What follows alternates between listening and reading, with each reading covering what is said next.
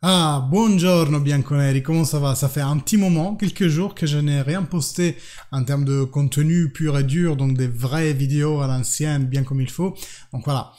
Désolé pour l'absence, merci de votre patience et on va reprendre tout doucement avec une petite vidéo de news de la journée, ou plutôt news globale de la Juventus, vu qu'en ce moment il se passe presque rien. Donc on va parler un peu du programme de reprise d'entraînement de la Juventus, un peu de ce qui se passe éventuellement niveau des joueurs, leur reprise s'ils sont blessés, leur emploi du temps s'ils sont en national et éventuellement un peu de mercato. Dans les prochaines semaines, j'ai aussi prévu quelques vidéos un peu plus ludiques. On tire un trait sur la première partie de campionnat. On fera une tier list, moi de mon côté, puis vous dans les commentaires pour dire quels sont les meilleurs joueurs et qui sont ceux qui nous ont un peu déçus dans cette première partie. On parlera un peu d'Allegri et de la situation. Donc déjà, ça fait 2 vidéos.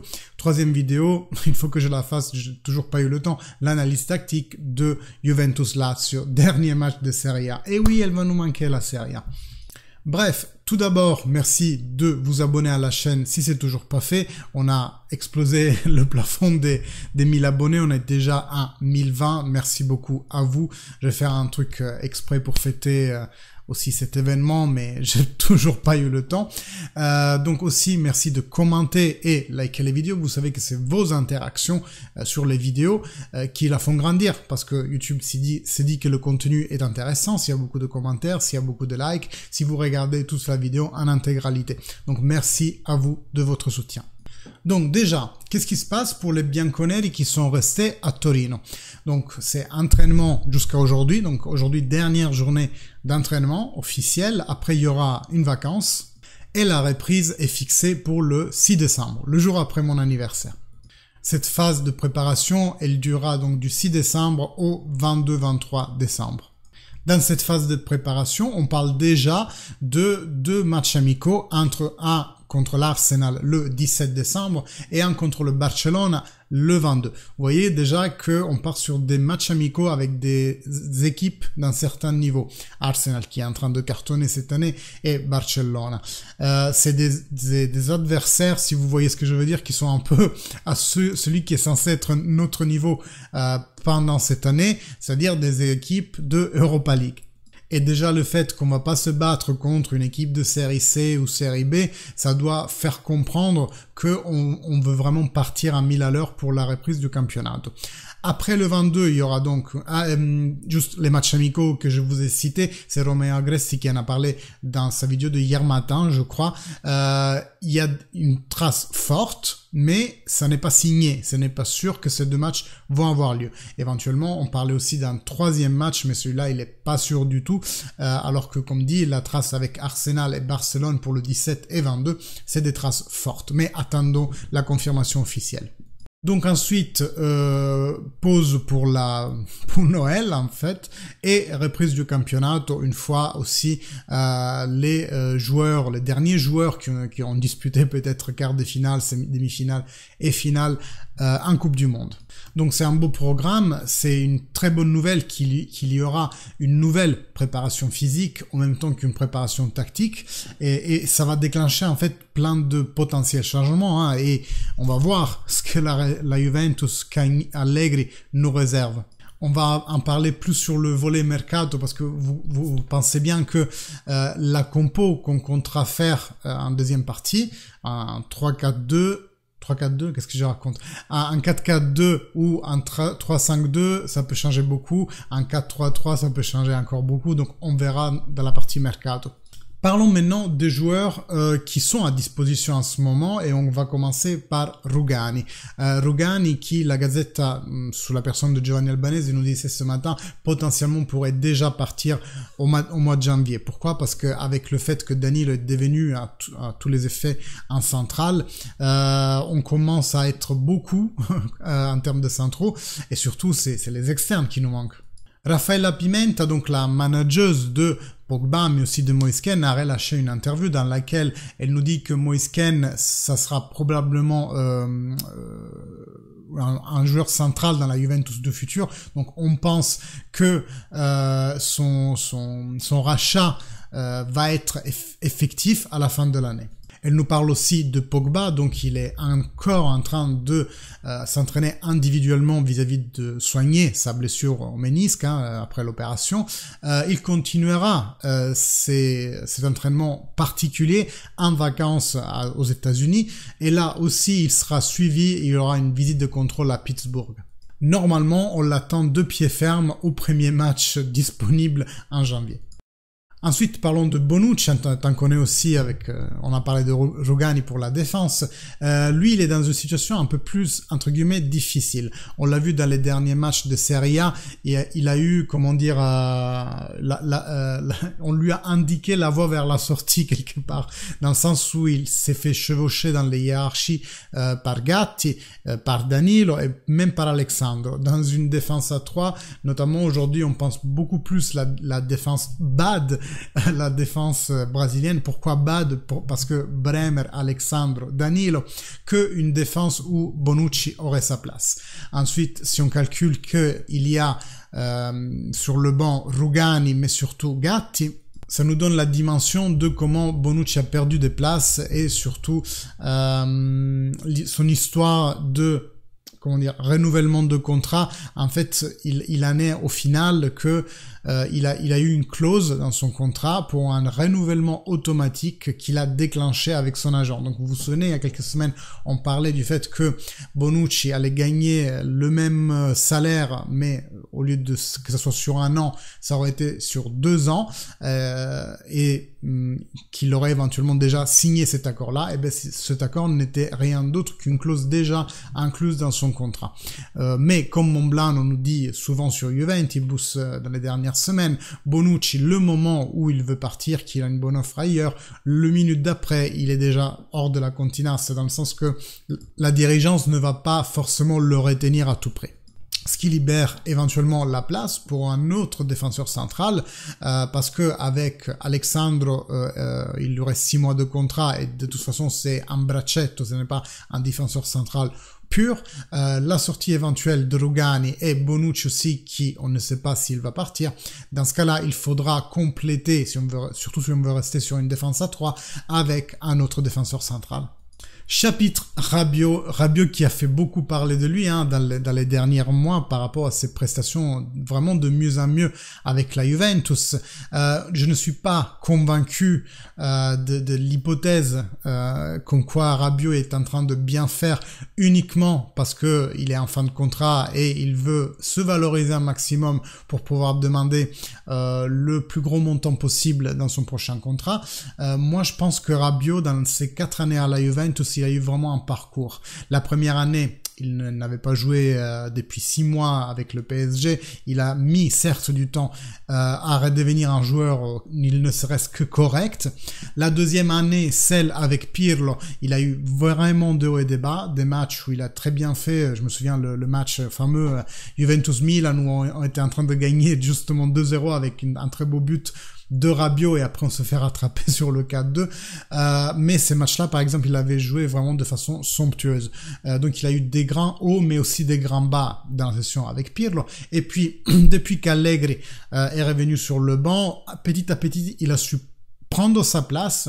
Et prendre sa place, c'est pas la bonne façon de le dire, parce que sa place, il l'a toujours eu dans la compo initiale de la Juventus, mais vraiment, il a su valoriser vraiment l'apport qu'il pouvait donner à l'équipe.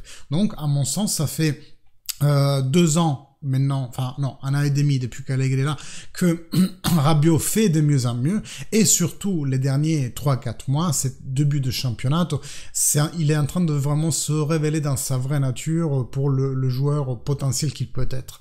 Je suis pas en train de dire qu'on doit le renouveler à tout prix, ni en augmentant le salaire, ni en restant sur le salaire qu'il a aujourd'hui. Certes, il y aurait aussi les decreto crescita qui continueraient à s'appliquer à lui, mais je pense qu'il faut faire une réflexion sur Adrien Rabiot et sur la place qu'il peut avoir à la Juventus demain.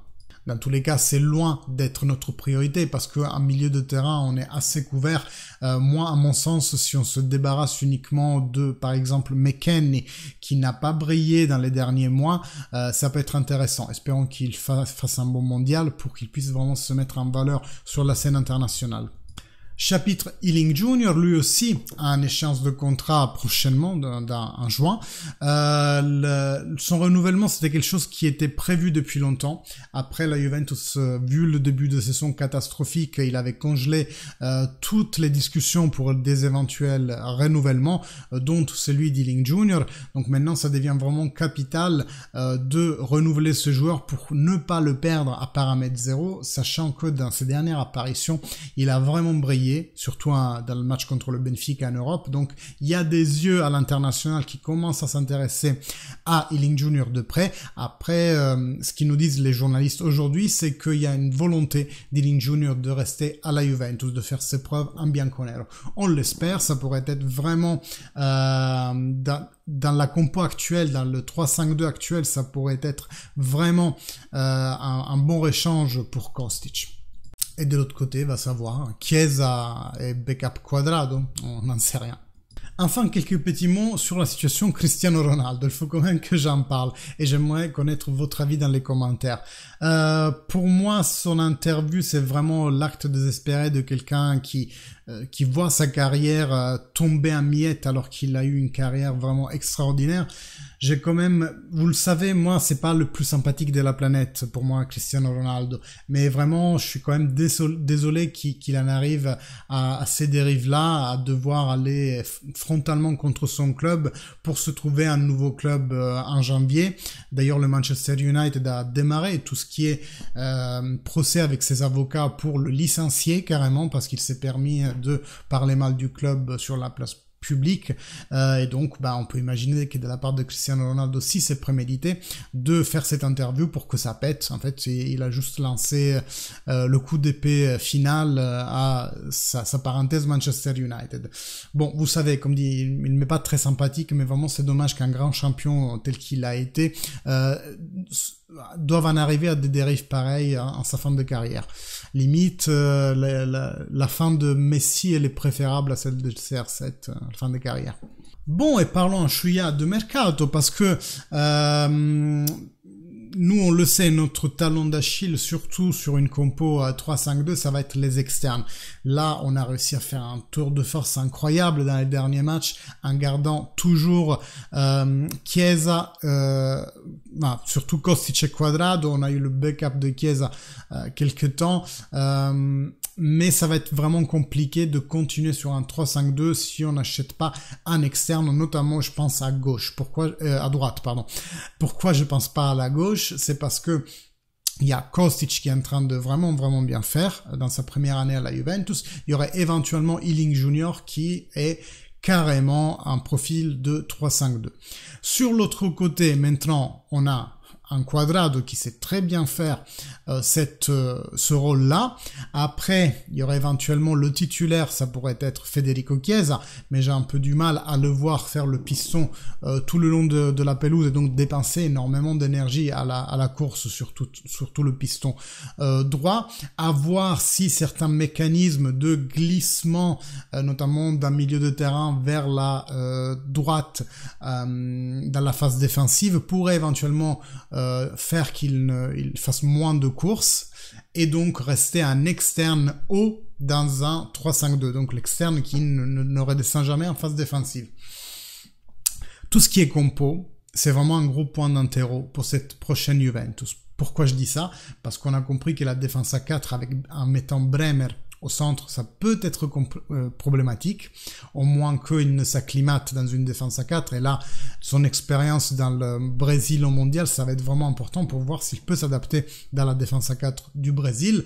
Mais je disais, donc, si on veut valoriser un maximum Gleison Bremer, il faudrait qu'on reste sur une défense à 3.